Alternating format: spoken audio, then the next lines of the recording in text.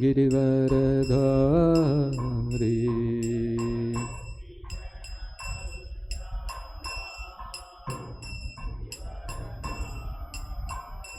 जय गोपीजनवल्लभा गिरिवरधारी।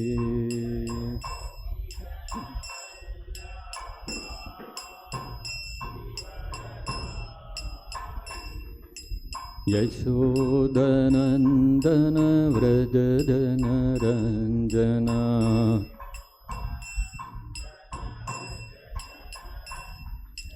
यशोदनन्दन व्रजजनरञ्जना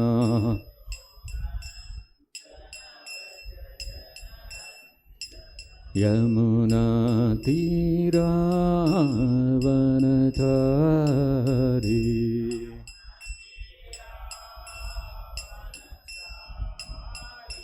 यमुनातीरावनचारी।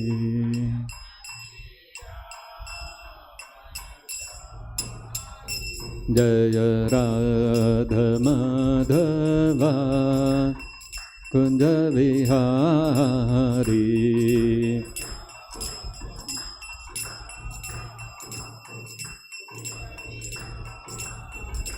जय गोपीजनवल्लभा गिरिवरधारी।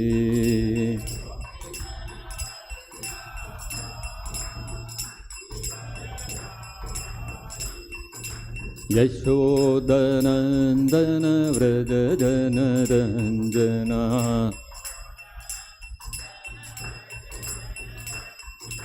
यमुनातीरावनचारी। यमुनातीरावनचारी।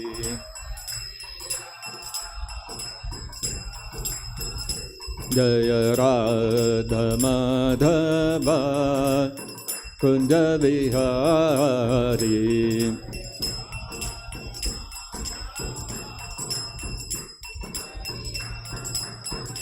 जय राधमाधवा कुंज विहारी।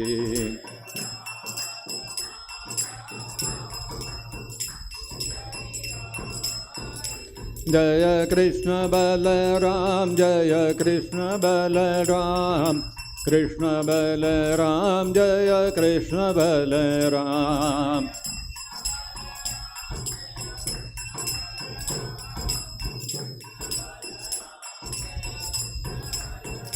जय गौरानिताय जय गौरानिताय गौरानिताय जय गौरानिताय।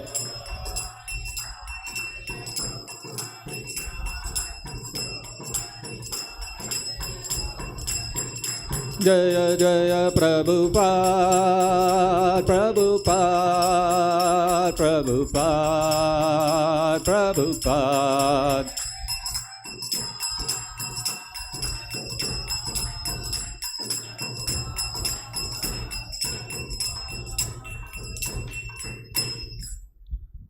जय Srimad परमहंस परिव्राजकाचार्य अष्टोत्तर शतश्री श्रीमद् डिवाइन ग्रेस इसी भक्ति वेदांत स्वामी श्रील प्रभुपाद की जय। जय Srimad परमहंस परिव्राजकाचार्य अष्टोत्तर शतश्री श्रीमद् डिवाइन ग्रेस श्रील भक्ति सिद्धांत सरस्वती गोस्वामी महाराज की जय।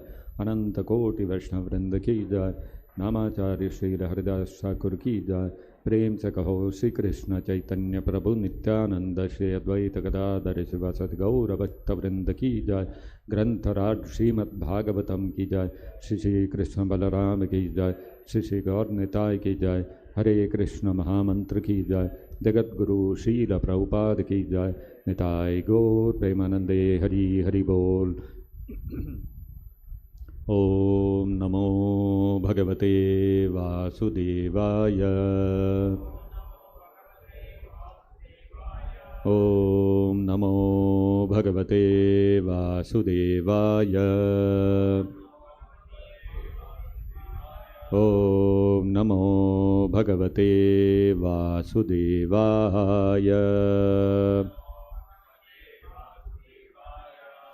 Reading from Srimad-Bhagavatam, Canto 3, Chapter 22, Text number 18. Tam prarthayantim lalana lalamam. Tam prarthayantim lalana lalamam. Tam prarthayantim lalana lalamam.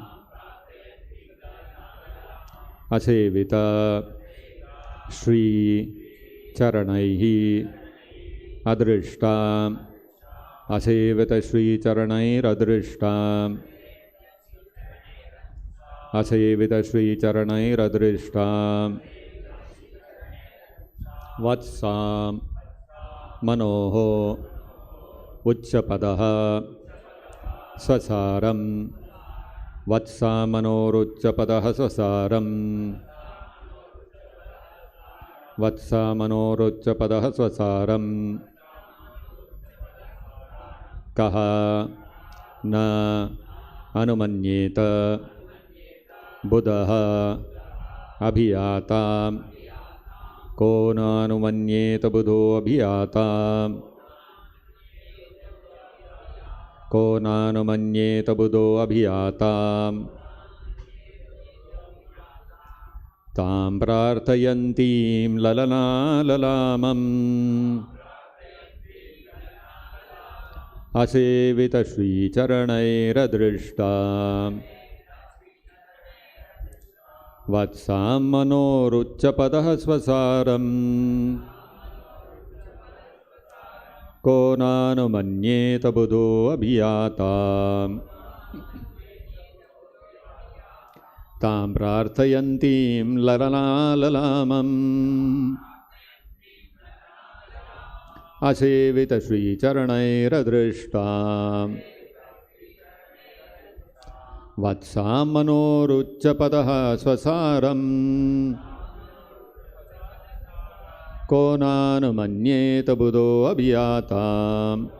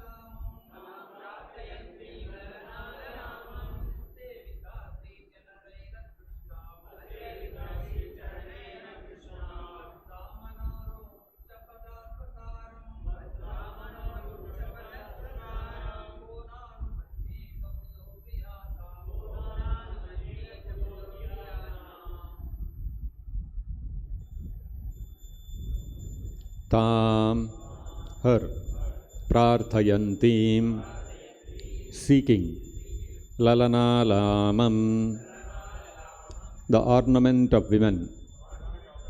Asivita Shri Charanaihi, by those who have not worshipped the feet of Lakshmi. Adrishtam, not seen. Vatsam, beloved daughter. Manoho, of Swayambhuva Manu. Uchchapadaha, of Uttanapada. Swasaram, sister.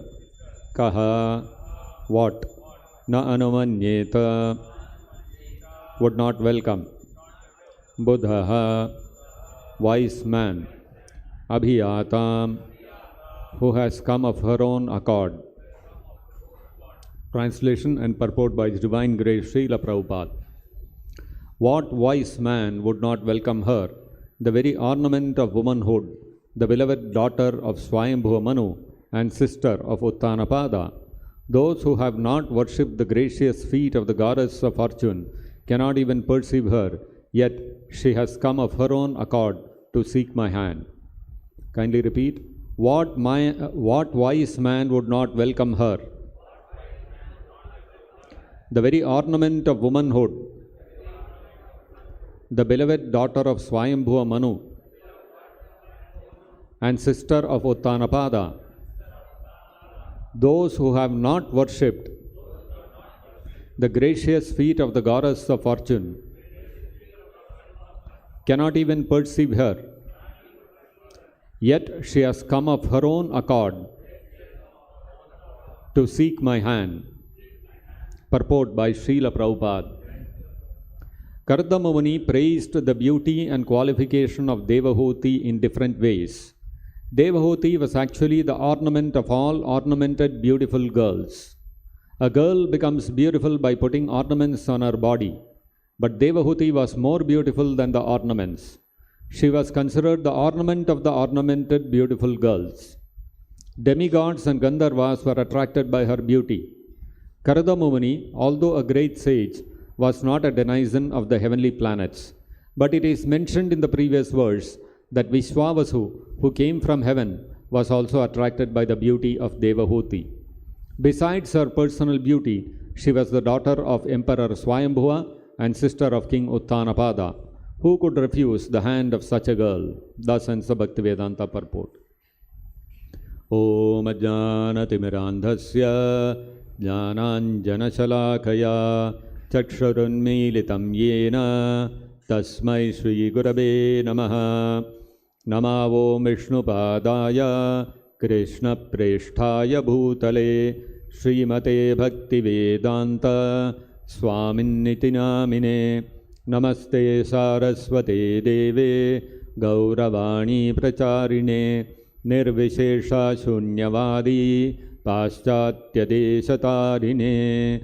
Jaya Shri Krishna Chaitanya Prabhu Nityananda Shri Advaita Gadadhara Shri Vasadi Gaura Bhakta Vrinda. Hare Krishna Krishna Krishna Hare Hare, Hare Rama Rama Rama Hare Hare. Mukam karoti vachalam pangum langhayate girim yat kripatamaham vande Shri Gurum Deenataranam. Some months back, there was a big news about how one girl from India, Harnaz Sandhu, she won the Miss Universe contest. So after 2 decades, after almost 21 years, India was again getting the Miss Universe crown. Everybody was very happy. There was a lot of celebration, and the media was glorifying this girl who had got the prized crown of Miss Universe after 21 years for India. And as soon as Harnaz Sandhu came back, there were a lot of people inviting her to various programs, felicitating her on social media, everywhere. There was a lot of discussion and glorifying her. So this Miss Universe crown is a very prestigious title. It is given to the, it is a contest which is conducted of beautiful young girls from all over the world. And every year one person is selected and to become the Miss Universe, and that person becomes very celebrated. That person instantly attains celebrity. Before this Miss Universe contest, nobody knew who was Harnaz Sandhu. But after she was crowned Miss Universe, everybody in India at least knows about her. So this, there is a certain charisma, there is a certain popularity associated with this Miss Universe award, which is given to beautiful girls from all over the world. Different years, different girls from different countries win the prize. Now, in parallel, there is also a Mr. Universe contest going on. Now, whenever somebody wins Mr. Universe, hardly you hear about it. If you ask anybody who is the Mr. Universe this year or last year, nobody will know. You ask who is Miss Universe, immediately people will know. So, that's the nature of this material world, that the beauty of a woman is more celebrated than the beauty of a man. It's not that a man is never beautiful. There are beautiful men also. But then, the beauty of a woman is far more glorified in this material world. It is far more attractive to people. And that's the nature of this material world. So, different sections of the society, different species of life, this beauty, the celebration of the beauty of woman is always there. Amongst the women of this world, the Miss Universe may be considered the most beautiful woman of this world, of this earth, although it is called Miss Universe. That woman cannot be the most beautiful woman in the whole universe. She may be considered on various counts the beautiful woman of this world, of this earthly planet. Now, that beautiful woman also can retain that title only for 1 year. After that, somebody else will come and take over that crown. So, permanently that person cannot hold that crown. And limited to the earth. Now, there are on the Gandharva planets, there are women who are far more beautiful than the women on this planet. And then there are the Apsaras in Swarga, who are celebrated all over the universe. They are the real Miss Universes. Urvashi, Menaka, Ramba, Purvachitti, all these personalities, their beauty is incomparable. In this whole universe, the Apsaras are the people who are considered the most beautiful. So, the beauty of women of this earth can never compare to that. But of course, here, Lalana Lalamam, the beauty of Devahuti was such that it was mesmerizing even for the Gandharvas. Even in the heavenly planets, her beauty was something which was not ordinary. It was quite extraordinary. So, even the Apsaras are considered the most beautiful. In fact, their beauty does not extend to only some makeup on the face and the beauty of the body. Their body is self-fragrant.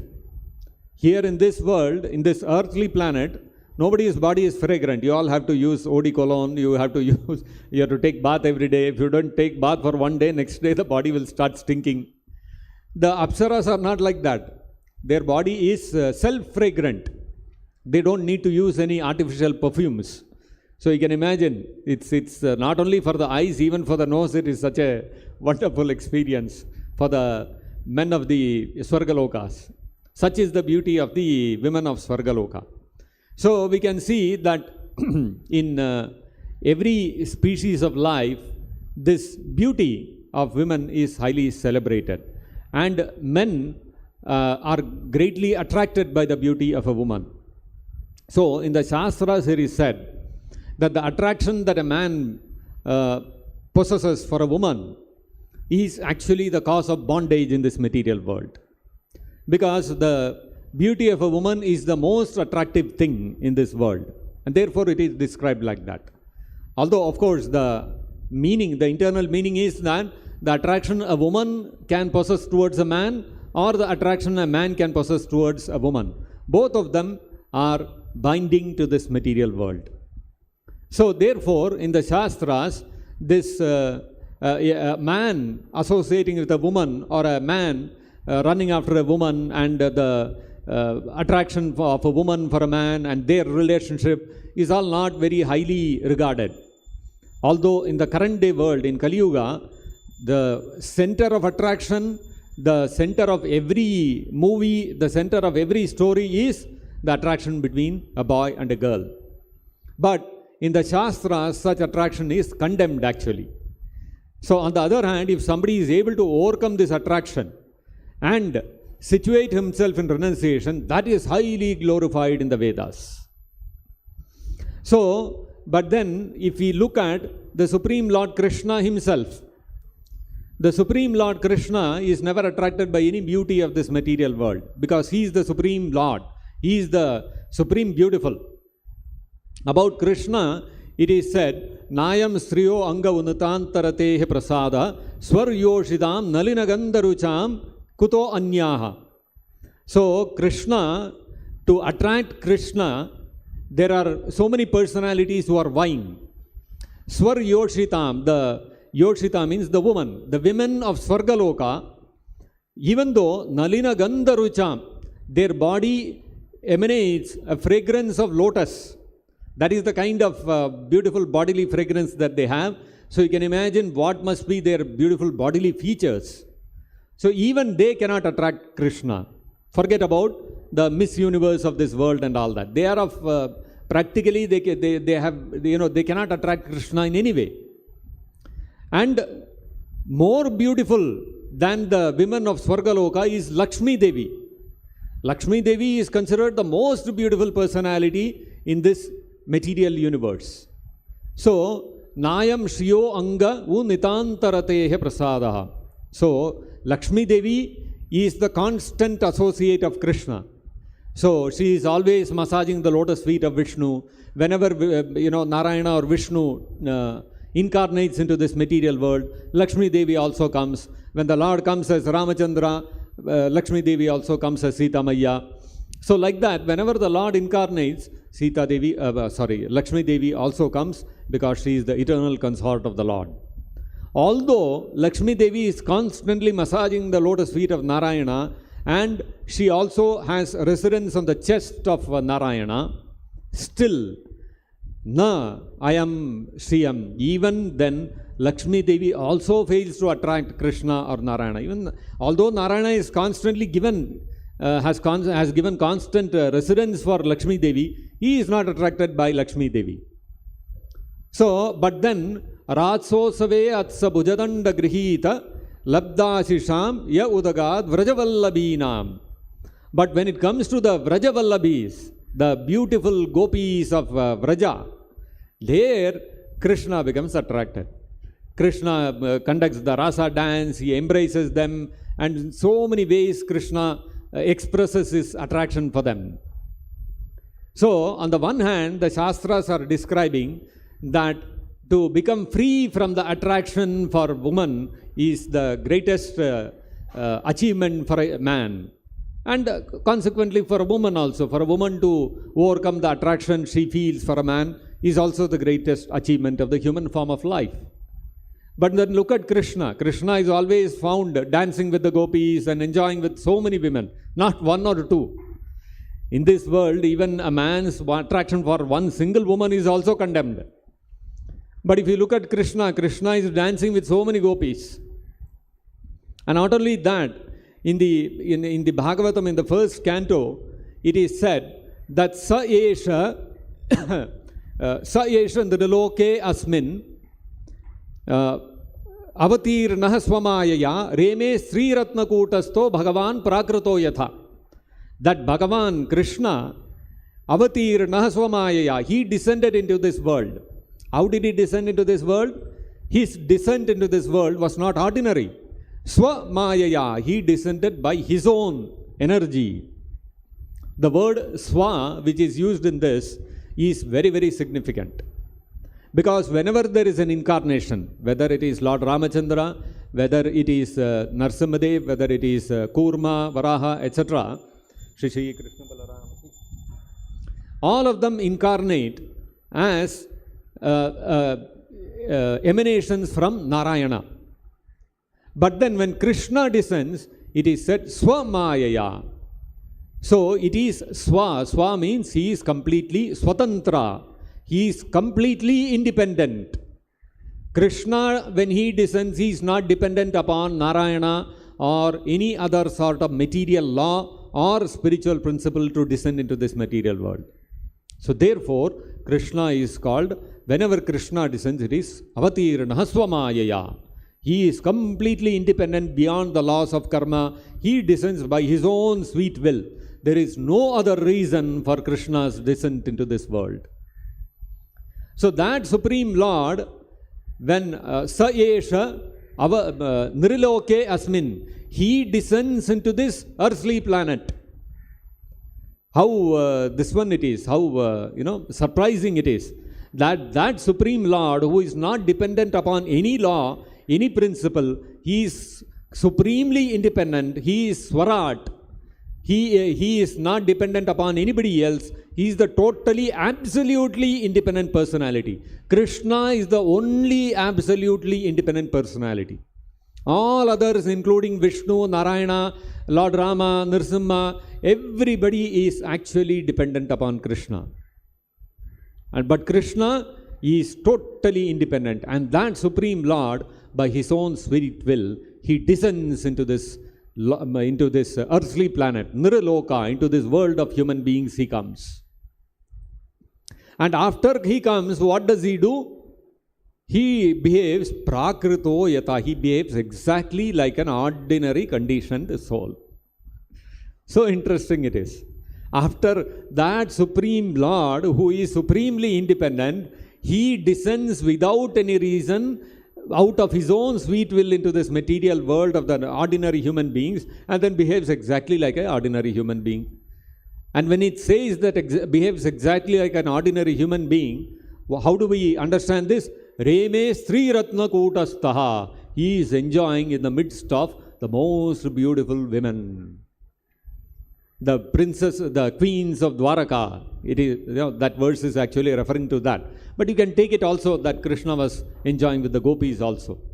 In the midst of all the queens of Dwaraka, in the midst of, when Krishna was in Vrindavan, he was enjoying in the midst of all the most beautiful gopis, who are more beautiful than even Lakshmi Devi. And then when Krishna went to Mathura and then switched over to Dwaraka, there also he did not give up. All the gopis remained in Vrindavan. So what did Krishna do? He married 16,108 queens, the most beautiful queens of his time, and he enjoyed in their midst. How do we understand this? On the one hand, Shastras are telling the relationship between man and woman is most condemned, and Krishna, the Supreme Lord, when he is coming down, incarnating into this world, what is he doing? He is doing exactly that. So how do we understand this? So, when a man gets attracted to a woman or a woman gets attracted to a man, what happens is that person becomes totally bewildered by that attraction. That person comes under the influence of the arrows of Cupid. So this kind of attraction between the opposite sex is there not only in the human society, it is there even in the animal society. Even the most ugliest of animals, there also you see that attraction is there. You will see in the street, if you see, there will be some she-dog, and behind that some 4 or 5 male dogs will be running after her. So when we look at it, we don't feel anything. But that male dog, what he is thinking? Oh, beautiful she-dog has come. And he is running after her. So when we look at that she-dog, do you see, such a beautiful dog? And this is an ugly dog, this is a beautiful she-dog. Do we have any such discrimination? No. That's a, dog is a dog. And you look at even amongst camels, camels are considered the ugliest animals. Even amongst that, there will be one she-camel, the male camel will be running behind her. Oh, Miss Universe camel has come. All this must be going on in their society also. There must be one female camel who is the most beautiful amongst all of them, who is aspired for by all the male camels. All this, and there will be fights among the male camels to get that, female camel. All this will be going on there also. Even amongst donkeys, you can find this. So this force of Cupid, this the field of work of Cupid is there even amongst the most ugliest of the animal kingdom also. And it persists even in the human kingdom also. So for human beings, we may consider that there is Miss Universe, she is very beautiful. But when the devatas look at her, they say, what is this beauty? All these human beings, all ugly people. We have distinction amongst ourselves. That this woman is beautiful, this woman is ugly, this man is beautiful, this man is ugly. But then for the Swargavasis, all human beings are ugly. For them, they have their standard of beauty. Now when for them the Apsaras are most beautiful. When Lakshmi Devi looks at all the Apsaras, she says all of them all ugly. For her standard of beauty is something else. But then when we look at the gopis, nobody can match their exquisite beauty. For them, everybody else is, incomparable. So that way, if you see, although the standard of beauty is relative, still, everywhere, even in the ugliest of the animal kingdom also, this force of attraction between the opposite sex is working by the arrangement of Cupid. Now, when Krishna is getting attracted to all the women, what is happening? That the Bhagavatam is saying, Uddama bhava pishunamala valguhasa Vridava loka nihato madanopi yasam. The beautiful queens of Dwaraka were so exquisitely beautiful. And with all their feminine beauty, with their glancing out of the edges of their eyes and with their shy smiling and all these kind of things, when they would reciprocate with Krishna, Nihato madanopi yasam, when Cupid would see that, he himself would get attracted. Forget about Cupid for Kamadeva creating attraction in Krishna's heart for the queens of Dwaraka. Kamadeva himself would become a victim of his own arrows of flowers. Kamadeva is supposed to, shower arrows of flowers at opposite sexes to create attraction between them. So instead of releasing, when Kamadeva would see the beauty of the queens of Dwaraka, when he would release the arrows, his famed arrows of flowers at Krishna, that would take a U-turn and come and hit his own heart. So what Kamadeva did, Sammuhya chapam ajahat, he gave up his bow and arrow. He said, Are Baba, this is not working. It is hitting me only. He gave up Sammuhya, he gave up his own arrows and bows. Pramadottamasa, they were the Uttama, they were the most beautiful women. And they were, for all those beautiful women of Dwaraka, who was the aspirable male person for them? Which male had attracted their hearts? It was Krishna. And so they employed every feminine guile that was available to them to attract Krishna. But then what was Krishna's response? Yasyendriyam vimatitum kuhakair nasyekuhu. They could not agitate any sense of Krishna. Krishna's senses were totally unagitated. You can imagine, whenever a man of this earthly planet sees a beautiful woman, he becomes agitated, he becomes attracted. His senses become enlivened. And when there is a very extremely, extraordinarily beautiful woman like Devahuti, even the Gandharvas like Vishwavasu become attracted. And when the Devatas see Apsaras, they become attracted.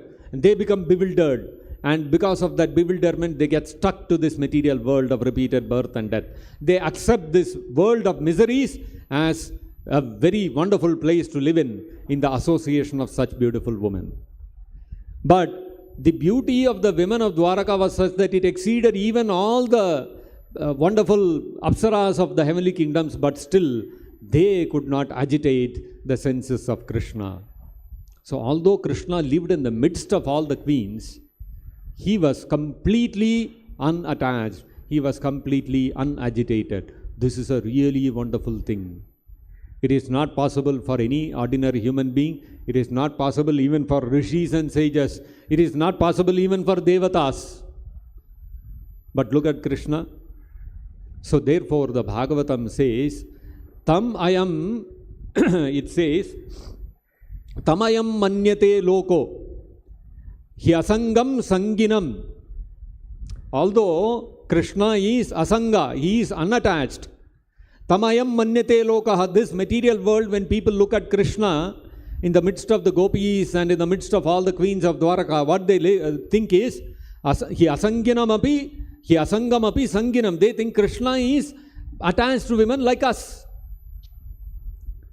See, we are attracted to beautiful women. Krishna is also attracted.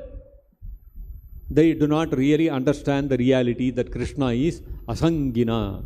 He is Asanga. He is totally unattached. And Atmaupanyena Manujam. So why do people misunderstand Krishna's position like this? Because Atma Aupamya, they compare Krishna with some ordinary human being.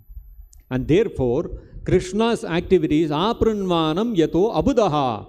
Krishna's engagement in activities, just like that of an ordinary person, abudaha, the unintelligent people, they think that Krishna has become like us. Krishna is also like us. He has become attached to women. He is attracted to women. He is attracted to beautiful queens. He is attracted to the beautiful gopis. Vrajavallavinam. They misunderstand like this.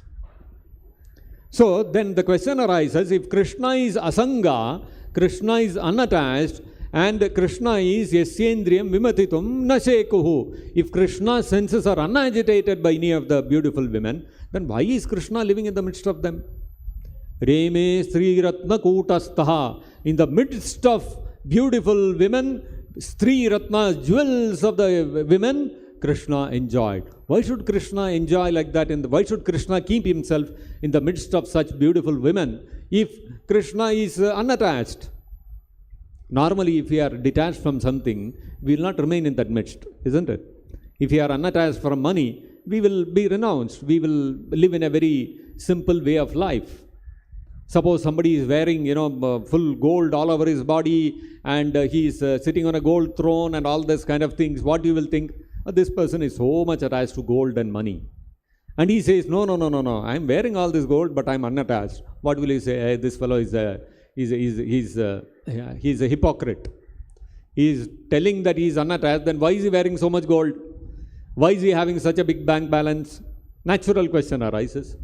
So in the case of Krishna also, if he is unattached, why is he living in the midst of women? He should give up all of them and he should live as a sannyasi. Why is he Reme Sri Ratna Kutastaha? Krishna is living in the midst of women, not even ordinary women. Krishna has chosen Sri Ratnas, the most beautiful women, who are ornaments of the ornamented women. Krishna has chosen such people to live in the midst of. So, how do we understand this? Why is Krishna doing like this? The answer is, there are two reasons for this. Number one is that Krishna is living in the midst of all those queens and gopis. Why? Not because Krishna is attracted by their beauty.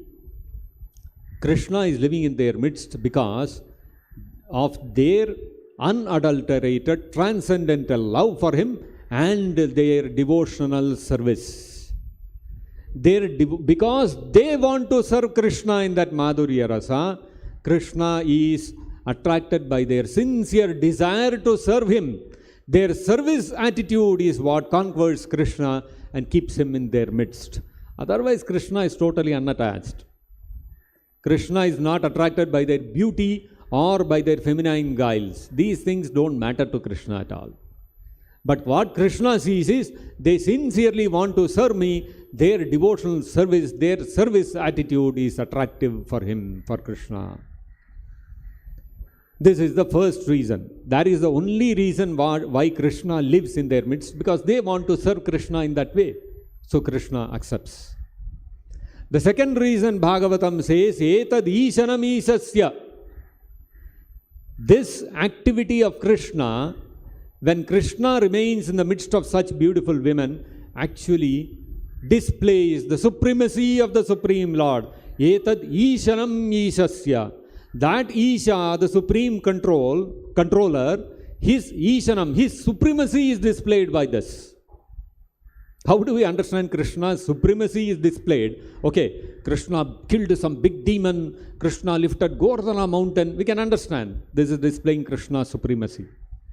But why is Krishna living in the midst of all the gopis and all the midst of the queens of Dwaraka? Why is it that a display of Krishna's supremacy? Etad Ishanam Isasya prakritistopi tadgunaihi na yujyate sadatmasthair yatha buddhistadashraya. Why? Because this is a display of Krishna's supremacy, because Prakritistopi, even though he is in the midst of the Prakriti, and even in the midst of the three modes of material nature, even in the midst of such beautiful personalities, na yujyate, he never comes in contact with any of the three modes of material nature. The attraction that a man feels for a woman and the woman feels for a man is arising out of the contact of the three modes of material nature. Being controlled by the influence of the three modes of material nature, the man thinks, I am a man and this is a woman, and becomes attracted to her. And the woman thinks, I am a woman and this is a man, and becomes attracted to the man. Although these are all simply bodily designations. The soul is neither woman nor man. So this distinction of body between man and woman, male and female, is there in the animal society also, human society also, and in the Swargaloka also, even in the Devatas also. That is arising out of a bodily concept of life. That is arising out of the influence of the three modes of material nature. But then Krishna, when he descends, when he comes to this material world, although he is in the midst of the human society, he is never touched, he is never affected, he is never influenced by the three modes of material nature, Sattoguna, Rajoguna and Tamoguna, the modes of goodness, passion and ignorance. So that is a certificate of the supremacy of Krishna. Although he descends to this material world, he does not come under the influence of the three modes of material nature. And this aspect of Krishna is demonstrated very visibly by his living in the midst of the queens of Dwaraka and in the midst of the gopis, and remaining completely unattached. So, Yetadishanamisasya Prakatistopi, even in the midst of, even when he is immersed in this material world of Trigunas, Krishna is na yujyate, Krishna is completely uninfluenced by them. So therefore, Krishna's display of living in an unattached manner amongst all the beautiful Stri Ratnas is an exhibition of his supremacy. It stands testimony to the fact that Krishna is the real, supreme, absolute truth. And the interesting thing is, Sadatmastair Yatha Buddhis Sadashraya. Tad Ashraya, those who have taken shelter of the lotus feet of Krishna, also display such behavior. Even such great devotees, Sadatmastair, those who are eternally, those who are constantly immersed in the lotus feet of Krishna, those who are constantly under the shelter of Krishna, even they are not influenced by the three modes of material nature. What to speak about the Supreme Lord? Even somebody becomes a devotee of Krishna, even he overcomes the influence of the three modes of material nature. What to speak of Krishna himself? So, although Krishna may display activities like that of an ordinary human being, he is definitely not an ordinary person. So, Krishna displays activities like that of an ordinary human being to show how, even though he may descend in the midst of this material world composed of the three modes of material nature, although he may come in contact with beautiful women, although he may engage in various activities like politics and ruling over the kingdom of Dwaraka and all those kind of things, still he is unaffected by any of them. He maintains his position of being the supreme pure personality. Pavitram Paramam Bhavan, as Arjuna says. Krishna is never bewildered by the illusory potency of Maya in this world. The external energy of Krishna has no influence of him on Krishna, because Krishna is the source of all the three modes of material nature. Krishna is the source of the illusory Mahamaya. And so therefore, when we look at all these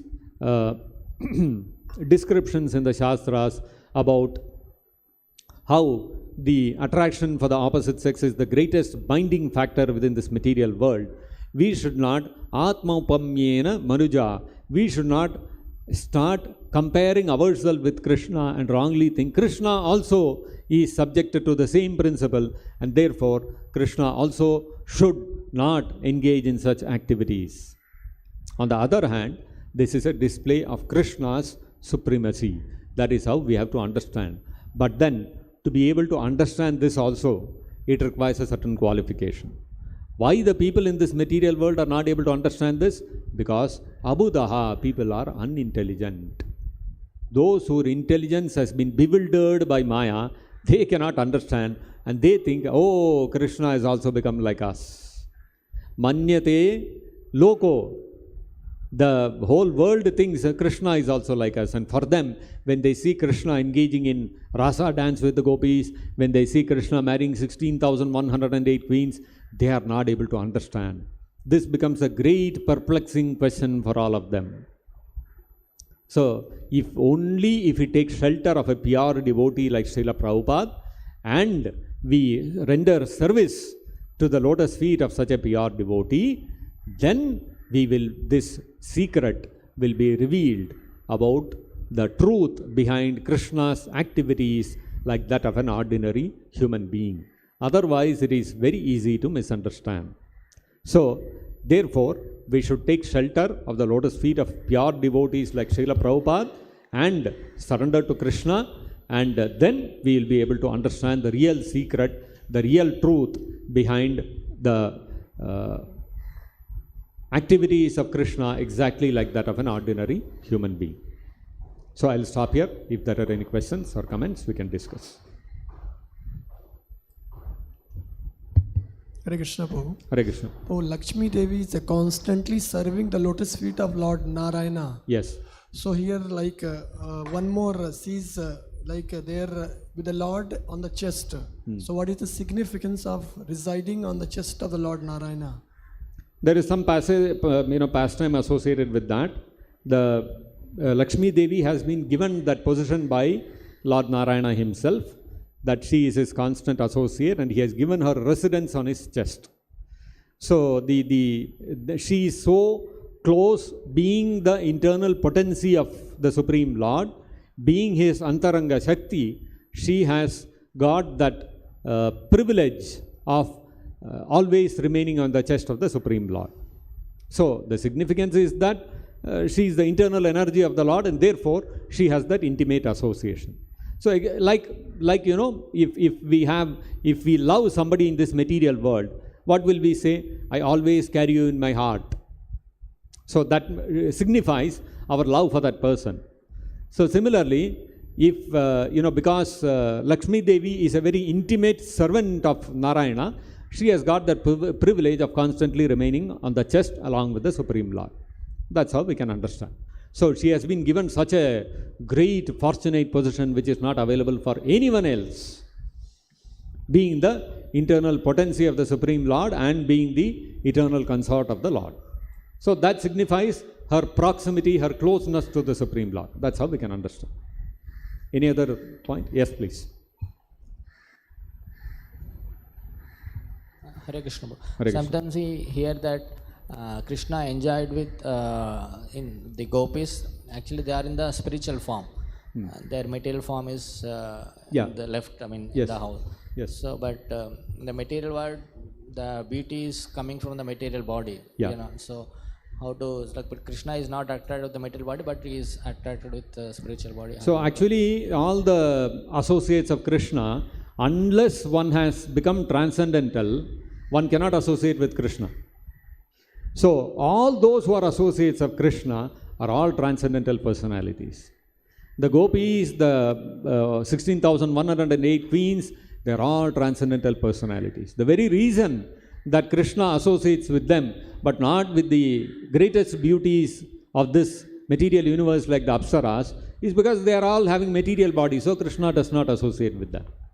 All the devotees of Krishna, whether it is the gopis, whether it is Nanda Maharaj, Yasodamai, Devaki, Vasudeva, all of them have to be transcendental, otherwise they cannot associate with Krishna. So that is the nature of coming in touch with the Supreme Lord. Unless one is fully purified of all the contamination of the bodily concept of life and one has achieved a transcendental body, spiritual body, one cannot associate with Krishna. So therefore, the gopis have transcendental bodies. That's how we have to understand. So all the devotees, whoever associates with Krishna, serves Krishna, has to be in a spiritual body in order to be able to do that. Okay. So what was the other thing you were mentioning? Material bodily attraction. So, but Krishna is not attracted by that. Yeah. So Krishna is associating with the. Okay. So as far as the material beauty is concerned, even the material body also we see there is some beauty. First of all, that beauty, as I mentioned, is relative. What is beautiful for you, for the Swargavasis, that is not beautiful, that is ugly. So it is not absolute beauty. But the beauty of the queens of Dwaraka and the beauties of the gopis are absolute beauties. And whatever beauty we see in this material world is a reflection of Krishna's beauty. That is why we have some beauty in this world. We are able to appreciate that there is something called beauty. Why? Because it is a reflection of the original beauty in Krishna. So this provision is there in the material world for satisfying the desire of the living entity to enjoy beautiful things. Not only that, a higher purpose behind that is to give us an idea and a hint that the supreme absolute truth, Krishna, has got unparalleled, incomparable, transcendental beauty. If we don't know what is beauty at all, what will we appreciate? Krishna is beautiful. What is this beauty? What are they talking about? Don't know. Something Krishna is beautiful. So you cannot appreciate.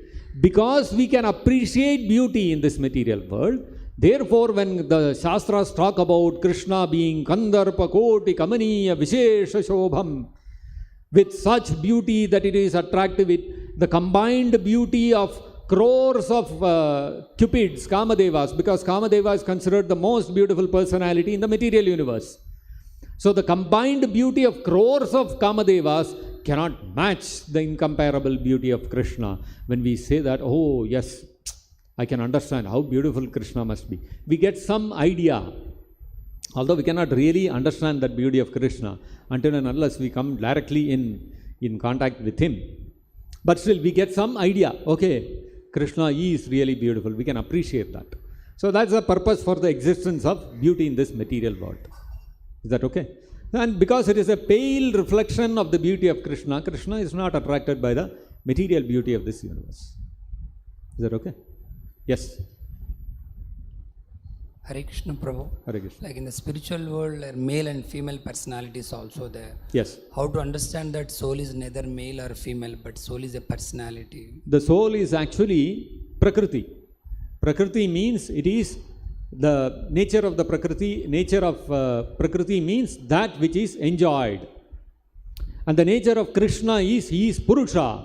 Purusha means he is the one who enjoys. There are two meanings to the word Purusha. One is Pure Nivasati iti Purushaha. Because the Lord lives in the Puri, in the city of the body. Because the Lord is there in the city of the body as Paramatma, he is called Purusha. Another meaning of the word Purusha is he who enjoys.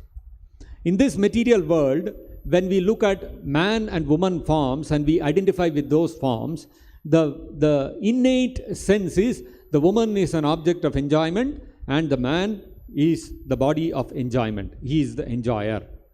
So when we say that the jiva is neither woman nor man, that means his position is not that of the enjoyer. His original position is that of the enjoyer, to give enjoyment to Krishna. So to give enjoyment to Krishna, the jiva may take the body of a man or a woman, it doesn't matter. Whichever gives pleasure to Krishna, according to that relationship, the jiva can take a body of a woman or a man in the spiritual world. So that designation of man or woman is not the real designation of the living entity. The real designation of the living entity is, I am Gopi Partuh Padakamalayur Dasa Dasanu Dasaha. I am the servant of the servant of the servant of the master of the gopis. To be the servant of Krishna is the actual designation of the living entity. And to render service to Krishna, I may take the body of a woman or a man, doesn't matter. Or I may take the body of an animal like a cow or a peacock in the spiritual world. So we can take, we can even take the body of monkeys also in the spiritual world.